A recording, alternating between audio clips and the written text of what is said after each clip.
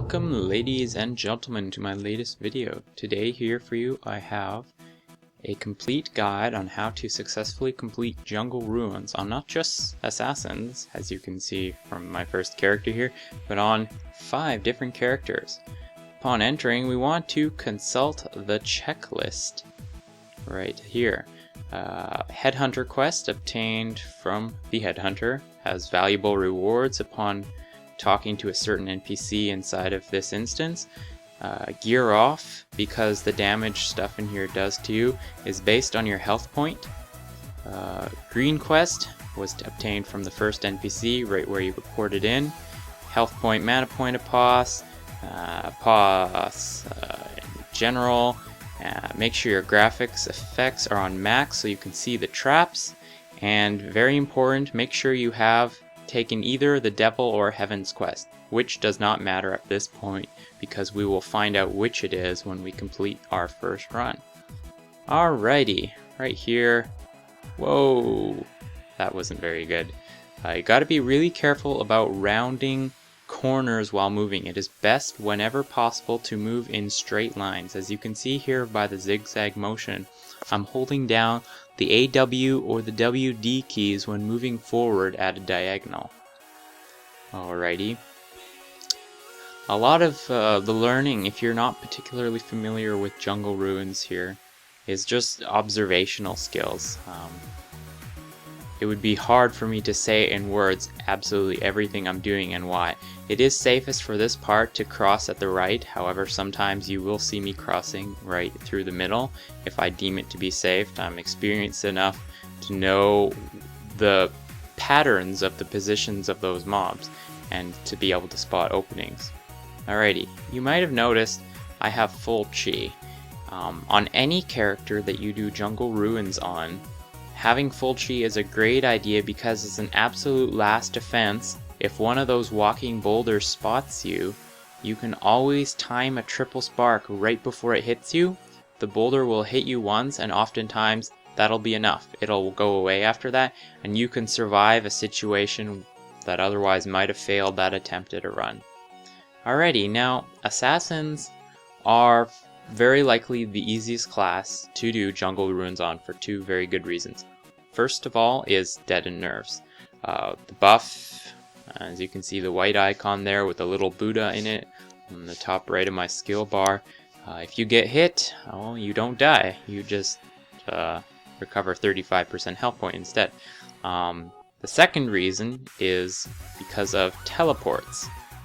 As you can see there, I teleported right through a mob to get to the NPC, and teleports can save you time. Here I am checking the T window to see if there's anybody I can teleport to for the spot up ahead. There wasn't, but you can also teleport to various mobs. You'll see in a couple cases where I teleport to mobs and go through tricky spots. Alright, right here you might notice I'm waiting. What am I waiting for? In jungle ruins, your best friend is your mini-map, because on there the little white moving dots show you your walking boulders, your worst enemy. Alright, so at this particular spot I find it particularly tricky. No matter how careful I am at that spot, it is a spot where if I do the slightest misclick I will run into one of those fires with the way they're spaced out there. So I tend to save my absolute domain for that spot. No, even on my sin I save it because then I don't have to worry about taking my deadened nerves. Alright, right there you can see I double jumped to get over that little barrier. Double jump and the ability to do so will be enormously useful in here. As you'll see in a bit, you can actually double jump onto the ledges on the sides of the wall. Right here, this was a bit of a risk. And what you want to do, if you do take a risk like that, press escape a few times in case you're targeted on anything, and then watch above your head on the screen closely to see whether or not the boulder has targeted you. Alrighty. You always want to be checking around corners. As you can see there, I'm not going into the new room immediately. I'm swiveling my screen to get a view around the corner. You'll notice in this particular spot the walking boulders move in a counterclockwise direction, so you always check left first and then right. Alrighty. Again, looking around the corner, and the particular pattern of the walking boulders movement here is again counterclockwise. You wait until a big group of them has gone by. There are 4 walking boulders in total. Again, looking around the corner to see if there's any threats. You can see, if you actually look at the mini map, that one of the walking boulders was about to cross the corner into my view, but I got out of the way before you could see it. Right there, jumping on the ledge. Enormously useful, because that means you actually do not have to go through the traps at that point. The green mist in this particular area does low damage to you. Again, all damage done by anything here except for the mobs. The walking boulders or the one-hit mobs, they do just a huge amount of one-hit damage. You will die, like, no matter who you are, really. But other types of mobs, like the burning bugs or the green mist or the specters, which you'll see towards the end of the run, do damage based on a percentage of your health points, so that is the reason why we take off our gear. That spot back there, where you saw me use anti-stun and iron guard, there are so many walking mobs there. It is possible to holy path across that spot with very careful timing and not requiring a paw, but it's one of those spots which is so dangerous you just don't want to risk it. Alright, right here, make sure you take this quest. If you don't, you won't get a reward at the end. Simple as that. You must choose one of these options. If you're working with friends to try and find the right combination, make sure you don't choose the same options, and then you can narrow down the right combination. What do you mean by right combination? The right combination for the rewards at the end.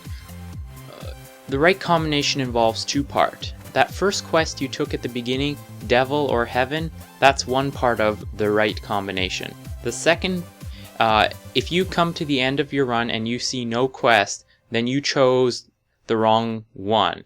Like, for example, if I chose Devil, if I saw no quest, then it would mean it would be Heaven. The second part is that NPC for getting grade 2 and grade 1 rewards.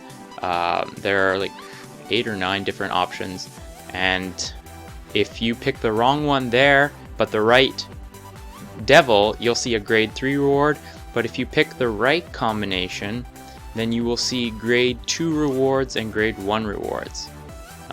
You'll see later in this video what I mean by that. The grade 1 reward is only available for 30 minutes after Jungle Ruins opens. Alright, again, here I am using the Assassin's Teleport to make things a little bit easier for myself. Notice how I try whenever possible to move in straight lines. This is the second spot which I save Absolute Domain for, a spot which is so notoriously tricky to walk through that I just walk through a fire and press Absolute Domain right before walking through it. Alrighty. Assassins in general have low cooldown speed skills, which makes the run much easier on the assassin than on other classes. Okie dokie, for this particular spot I accidentally forget that I had switched 2 skills around, so I switched them back and quickly get my 3 sparks back. That mob I was trying to get the attention of is a burning bug, which will give me speed when it notices me. For this particular spot, that is precisely what I want. Even though it does do damage to me, that mob moving back and forth there will one-hit you, but in order to hit you, it has to come up to you when you are practically stopped. In other words, it has to come up to your melee range and then do a physical melee hit on you. Which means if you're running past it at holy path speed, it cannot touch you. And if you round this corner fast enough, it will not actually round the corner with you. It will try to access you through the wall. Now these green circles are not like the other ones. They have 2 cactuses. In case you are wondering, those cactus things inside the green circle, when they explode, they will one-hit you. Just like those walking boulders will do if they catch you. So here you want to be very careful to see that both of them have exploded. Sometimes it's, see, 1, 2, and there goes the second one.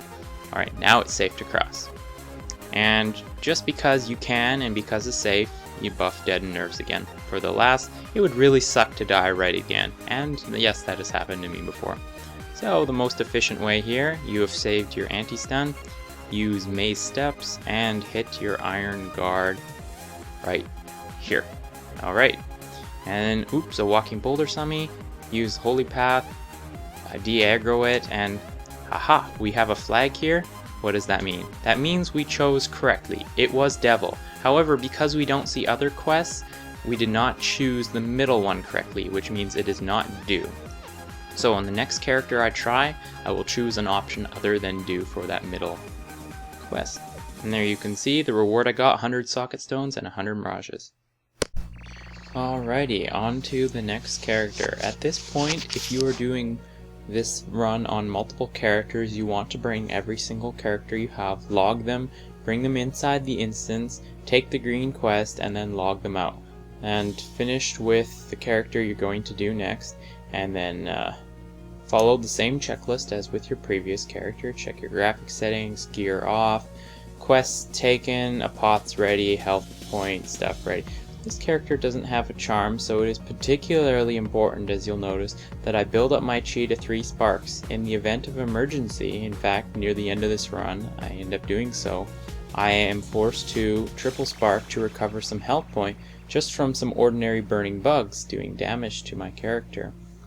Alright, now the Barbarian, I find, is probably the easiest character to do jungle runes with next to the Assassin. What they lack with the deadened nerves, and they can get Ancestral Blessing, which is basically a upgraded version of deadened nerves if you ask me, and then possibly even easier than an assassin. But what they lack with teleports, they make up for with simple brute speed. Here I can see the fires. There's an opening that really only a barb could take advantage of without needing to use holy path or a speed skill. Just brute force 9.3 meters a second, run through basically everything. Even right there, I could have run through that entire trap without worrying about it exploding. No other class could really safely do that without using a skill. But I chose to be safe and I waited. Alright, so here we go. In this run, as you can see, there's a lot more people along with me. On the previous run, I was I was the first to finish. And even so, it was a slow run, 10 minutes. If I'd been pushing it instead of going safe for the tutorial, it's possible to do it in about 9, even 8.5 minutes. Something interesting right there, you see the walking boulder resets. It tried to hit somebody with absolute domain, but it did no damage, and so it's like, what the heck? And it reset. Useful tip, if you ever encounter a walking boulder, try hitting absolute domain right before it hits you, and you may just find it will reset. Now, right here, those white pillars, they sleep you and they do DOT damage, particularly dangerous if you don't have a charm, because the added damage of getting caught in a sleep with the DOT damage coming in will kill you if you don't have a charm. So you really want to use an anti-stun pot. Again, right here, carefully consulting our mini-map to see the location of the mobs, and in this particular case we're going to follow this mob to the right and then through that tricky spot which I mentioned on the run with the Sin. Bloodbath here is actually something you very much want to do to reduce your health point, to make it easier to keep yourself healed with health point pots. Alright, now something I noticed watching this video, barbs have trouble double jumping onto ledges when they are in panda or tiger form, so I highly recommend if you need to double jump onto a ledge, you do so in human form. You'll see I have quite a bit of trouble with that in a bit, but usually on most classes I can aim it and land it on the first try, but on barbs it's very difficult in panda form. Right here you'll notice something interesting. As you get more experience with the aggro distances of mobs, you can safely do stuff like that. You don't necessarily have to wait for the perfect opening. And even right here, watch this. I'm like, maybe, maybe not. A person goes in front of me, which makes it safer. The mob will notice them before me. So, Again, you can see the mob at the bottom left corner of your screen, but it's actually quite safe to do stuff like that. And this is where I have the problem jumping over the ledge. Come on, jump. No, not working. Take a little bit of run. No, still not working. One more try. Getting exasperated now. Okay, into human form. Give it a shot. And first try makes it. So, as you can see, you want to be in human form for double jumping. Check around the corner. This person I actually learned something from. They found a better way of crossing the spot. Typically I let both of the burning bulbs stack on me, and then when they're both stacked on me, I use their speed buff to round the corner really fast, and when you round the corner really fast, you actually de-aggro them because they will not follow you around that corner. You'll see I successfully do that here, but that Vino found a better way. If you hug the corner, you don't need to aggro the mobs at all, and as you can see, that person got quite a bit in front of me in that time period. Now right here I make a mistake. I'm thinking, ooh, I want to catch up to that person, and I walk into a really dangerous situation. Right here, as you can see, that mob is far enough left to not see you. This mob though walks a little bit closer to the middle of the path. I have a hunch, so I do anti-stun. You can see it started coming towards me, so I was forced to use my Iron Guard, which I was able to do because I had that hunch and I used my anti-stun skill in standing form. So that was not a good situation, but I fortunately was able to get out of it because of the warning in my heart. Right, here we are again. So unfortunately, what that means is my Apoth isn't ready for this particularly tricky spot up ahead where there are so many dangerous moving mobs, and right here typically you use the anti-stun. If you're a class without a built-in anti-stun, then you use Fortify on Genie and then Iron Guard. Well, that's not always possible, but here I think I found this is actually the first time I'd ever tried this, and it worked. Yeah, should I speed up the video here? I think. Oh, come on. Yes. Alright, so I wait for the right opening. It is entirely possible to simply holy path across there. However, I will note those mobs here, walking back and forth, yes, they one-hit you. They are not like the walking boulders. They can hit you from up to 10 meters away. So you can run by one, it will target you, and wham, you'll die when you're nowhere close to it.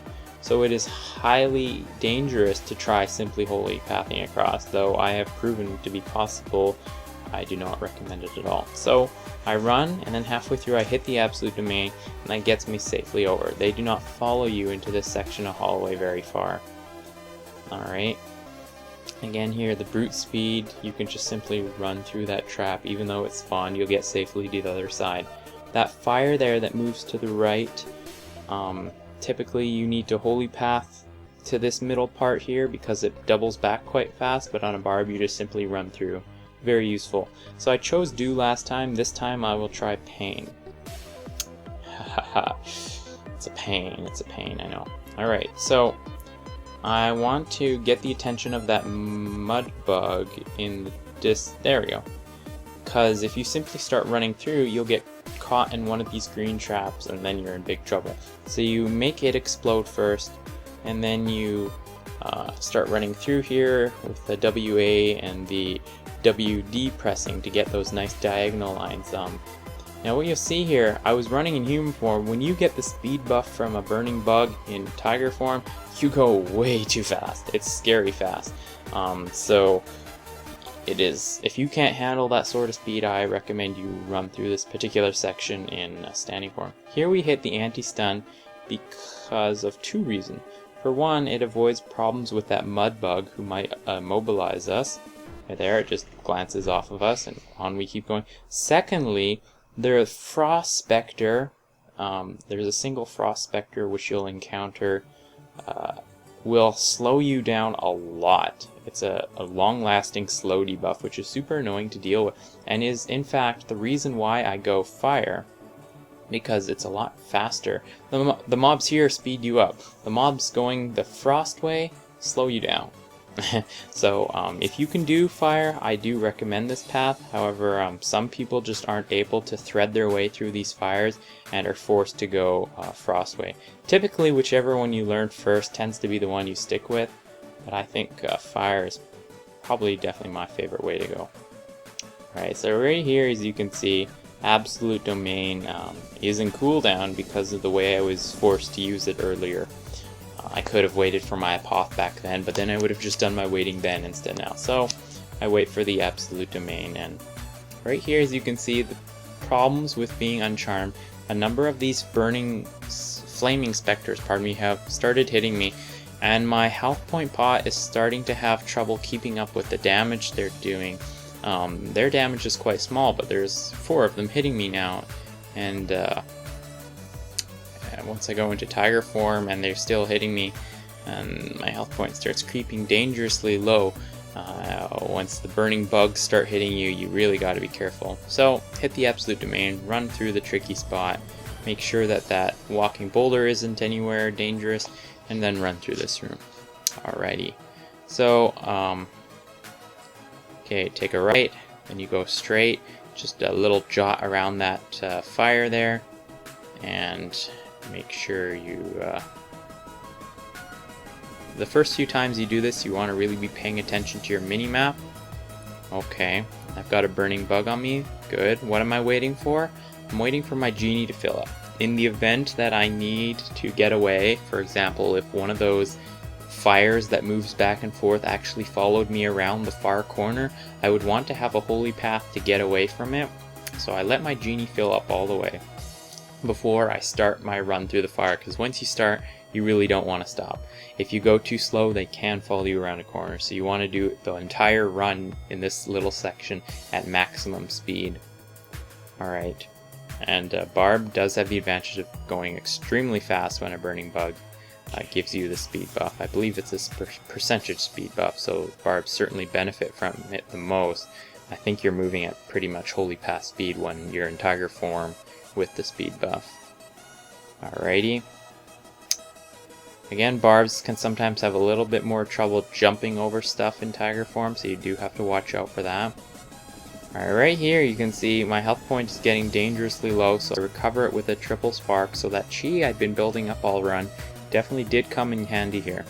Again, tiger form, threading your way through these fires, bit tricky, so I go into standing form, so I'm not moving so fast.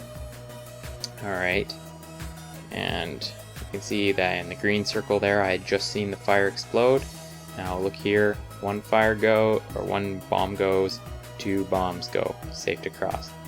And fortunately, my anti-stun is ready, my Apoth is now ready. That was a good reason to not use Apoth at that tricky spot, Absolute Domain instead. And away we go. Walking boulder spots me, no problem. Just holy path away from it, it will reset. They do not actually follow you terribly far because their aggro distance isn't very long. Okay, it was not pain either from the NPC in the middle. No, that's not the quest I want. I want the quest 1 crest proof that gives you 100 event silver, i.e. 0 or 1 event gold. Yeah, it can be used for health point charms and stuff, or free Tishas and Tinkai. Cool. Next character. Alrighty, and now we get to the cleric. I've sped up the footage 2 times so that this video doesn't get overly long. Now, unlike the 2 classes I've shown you so far, there's a fairly big difference with using a cleric. The main thing is, clerics cannot outrun anything with their innate skills. Clerics have no built-in speed buffs, which means that as an arcane in general, and specifically as a cleric, with no teleports or anything like that, you have to be very careful when doing the Jungle Ruins run. I highly genie with lots and lots of magic points so you can holy path many times in a row to kind of shorten the run and also to get out of dangerous situations. The one thing a cleric does have as an advantage over other classes is not what you'd think. It's not the advantage of healing, because when you take off all your gear, your health point is so low, your health point pots will heal you anyway. Their advantage is in the self-buff Pious Blessing, which is accessed in Violet Dance mode, hence why I am in Violet Dance mode. It will, like Deadened Nerves or Ancestral Blessing on a Barb, prevent you from dying if a one-hit mob encounters you.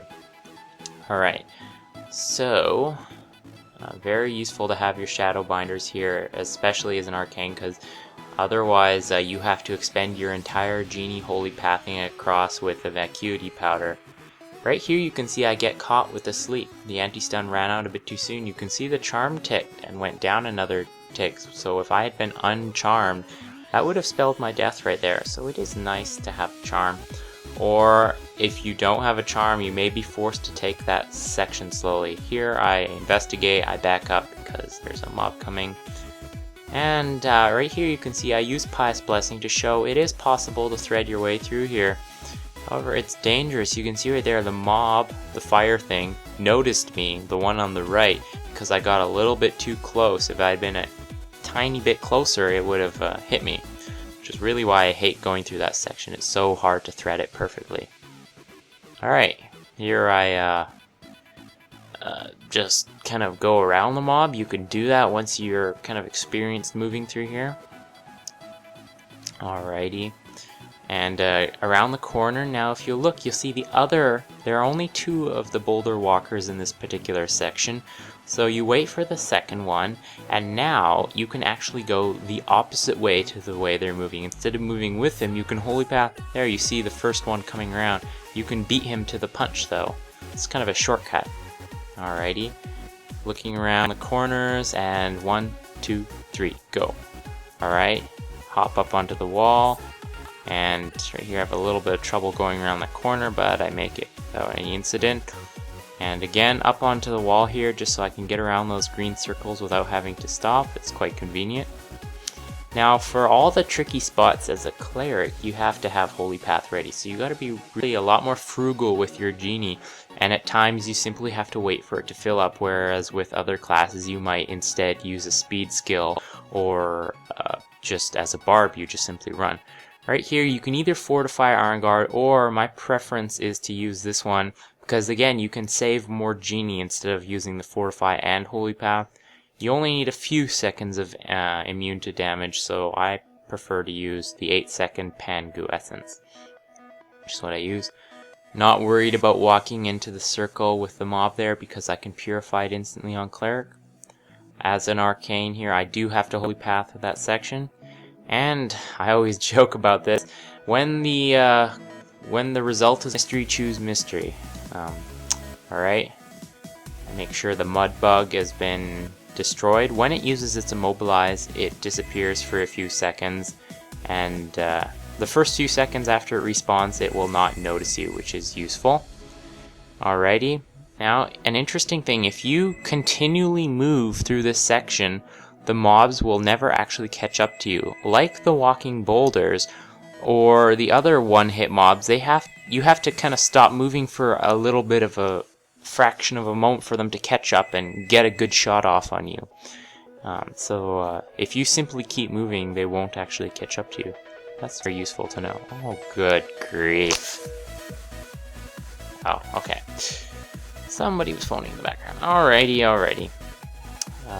Absolute Domain is ready. Again, moving in straight lines. 1, 2, 3, go. And checking to make sure the boulder guy isn't there. Recovering chi. I don't think I end up using my 3 sparks this time, but it's always good as a backup. Right here, I kind of zoom out on the mini-map so you can kind of get a sense of where you're going if you're unfamiliar with this area. Aggro that burning bug because I want him here. Waiting here for my genie to fill up. I could speed this part of the video up, but that would require extra editing, and yeah, I'm just not feeling up to it right now. Anyways, waiting for the genie to fill up. What else could I be telling you about? As you can see, the health point pots are more than sufficient for taking care of keeping me alive when I have all my gear off. And then I time it so that I click forward into the distance right before I predict the mob will hit, and so I'm already moving as it hits. And in fact, I only needed to use Holy Path a single time passing that section. The way the burning bugs are spaced out, it is quite possible that you could let the burning bugs move you along the entire way. Holy Path just kind of ensures you get the speed right when you need it, because if you stop moving, then you're in trouble. Here's a nice little trick. If you don't want to just rush across the left, you can go into the middle. Wait, use your Pangu Essence. When it's safe, Holy Path across. Now right here, look at that, grade 2 reward. Now the grade 1 reward cannot be taken by me. because it's 3 minutes after the top of the hour. The grade 1 reward, if I took it, I'd get nothing. So I take the grade 2 reward, I get the 99 celestial insignias. That's good. On to the next character. Alrighty, and now here we get to my 4th character, the blademaster. I have sped up the footage 3 times just to make this video a bit shorter again. The blademaster is kinda like using an assassin without the advantage of dead and nerfs. It's good, it's certainly better than the arcane classes, but it's a little bit less safe than a sin, so with a few interesting little exceptions, which I will be able to show you briefly. A sin, a blademaster is most useful for gaining chi on the run, so you can often have that 3 sparks ready. Of course, an assassin does that better too. Anyways, yeah, there's not much different to say about a blademaster than an assassin, except for one thing, the teleports. As you can see, I jump across that gap right there, and the mob, the fire mob, I call them mobs, they're just stationary one-hit mobs really when you come down to it, didn't notice me. And my theory is, which I haven't had the chance to properly test yet, is that you can jump across any fire using your teleport skill like that.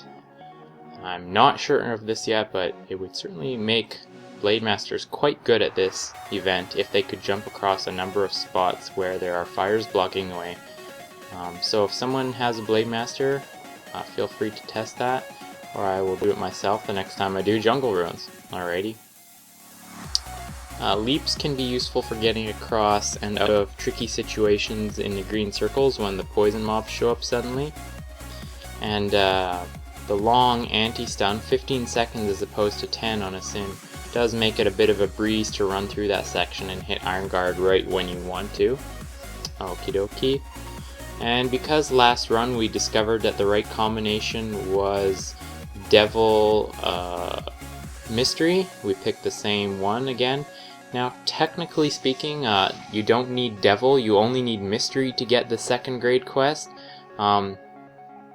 But I just always pick the right combination anyways. You could, for example, have Sage Mystery and still get the grade 2 and grade 1 rewards, you just wouldn't see the option for a grade 3 reward anymore. In other words, the reward for having picked the right Devil as opposed to Heaven. Anyways, yeah, right here it could be useful to use a leap. And I didn't dare to test it while doing this tutorial, but yes, I will be testing it in the future. As you can see, a BM moves along at a pretty good clip because of the 15 you can run skill. You can really move quite nicely. Just waiting on the genie here again, building up chi, and off you go. The mobs and Holy Path ensure that I'm moving along at a really good clip. Watch out for the double exploding bombs.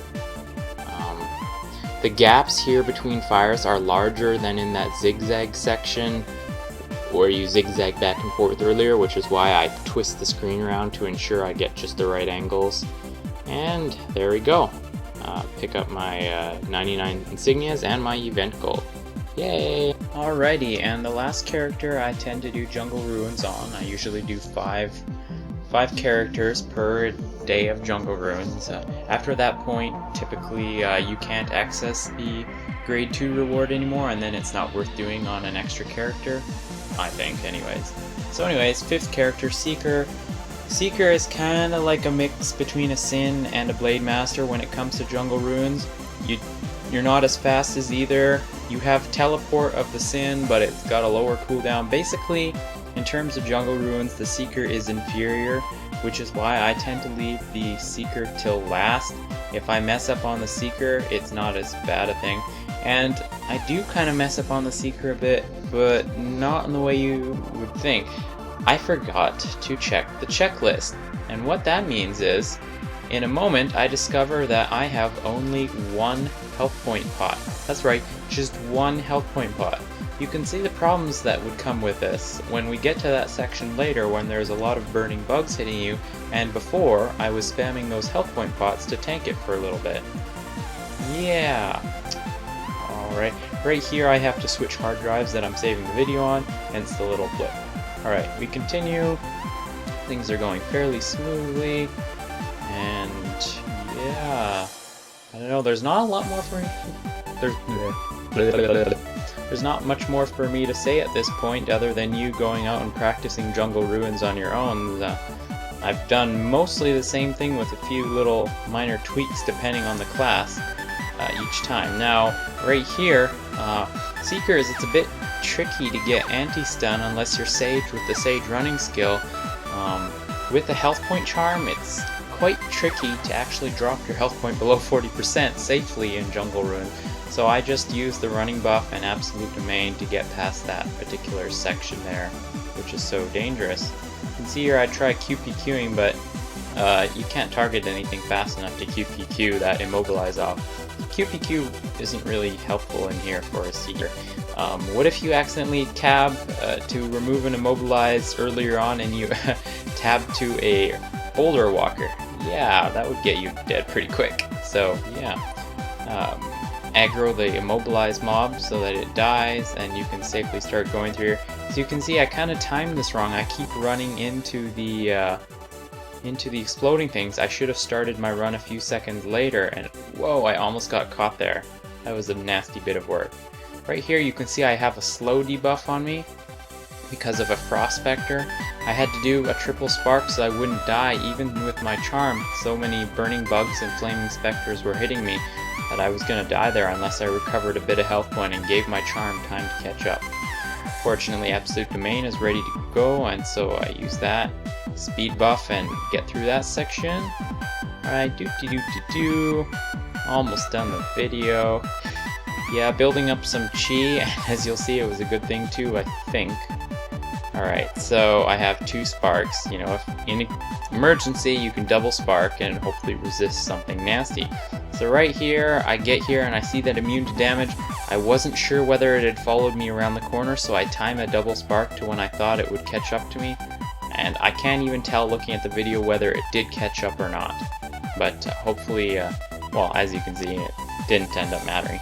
Right here, no iron guards left. Oh yeah, that's the other problem I had. I didn't check to see if I had iron guards, so yeah, I just had to run across, carefully timing when the boulder walkers weren't there. Anyways, I get my insignias. All is well, even though it was a bit of a rough run. That's it. End of video. Yeah, I can't help but charm tick while I put all that gear back on because I have no health point pots. That's all for now, folks. Laters.